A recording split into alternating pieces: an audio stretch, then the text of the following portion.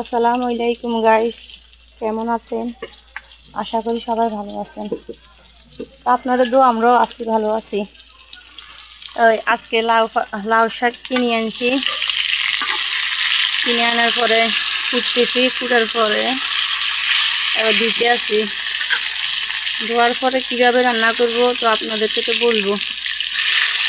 তো রান্না করতেছি, প্রথম কি দিছি, তেল দিছি, রসুন দিছি, পেঁয়াজ দিছি, কাঁচামরিচ দিছি, দেওয়ার পরে লবণ দিলাম, যা তারপরে লাড়াচাড়া করে নামাইতেছি।